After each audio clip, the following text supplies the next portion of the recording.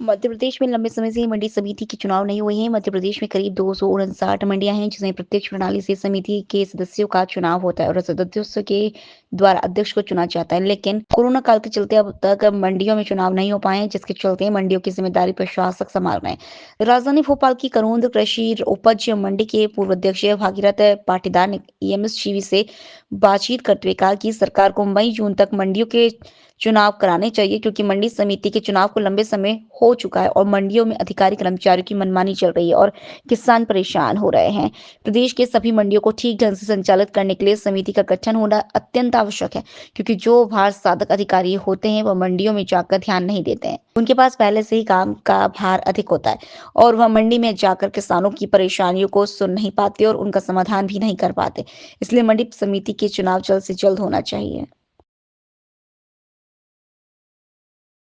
2012 दिसंबर में चुनाव हुए थे और 6 साल हम लोगों का कार्यकाल रहा, बल्कि 6 साल अभी हो गए यहाँ अध्यक्ष पूरे मध्य प्रदेश में नहीं है। उससे किसानों को तो बहुत दिक्कत होती है। किसानों को जनरली समस्या रहती है मंडी प्रांगण में पेमेंट की, तुलाई उनकी साफ सुथरी हो जाए, तो ये सब तो किसान उसमें सफ़र करता है। तो इसलिए चुनाव तो शासन को कराना चाहिए।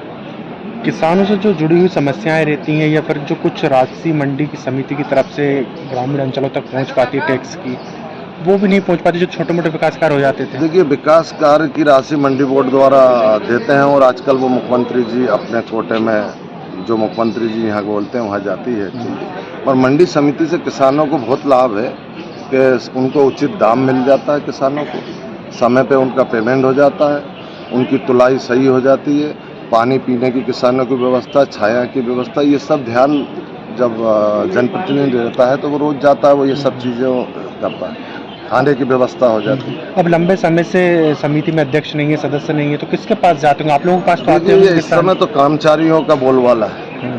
कर्मचारी कोई ध्यान नहीं देता है, क्योंकि जो पोस्टिंगें होती हैं उसमें कर्मचारी उतने दिन के लिए आता है तो वो अपनी मौज कर रहे हैं। और जनरली सब में डिप्टी कलेक्टर या तहसीलदार को भार साधक बना दिया, तो भार साधक अधिकारी अपना क्षेत्र देखेगा राजस्व भी, या वो वहाँ आके बैठेगा, वो भी एक समस्या, इसलिए कंट्रोल नहीं होता। बिल्कुल होना चाहिए। मेरा कहना अभी शासन को चुनाव अभी नहीं करा सकते, तो कम से कम मई में चुनाव इसलिए भी कराना चाहिए कि एग्ज़ाम वगैरह हो जाएंगे, क्योंकि अभी एक शासन के पास समस्या आ गई कि बच्चों की परीक्षा चल रही है, तो मई जून में करा लेना चाहिए।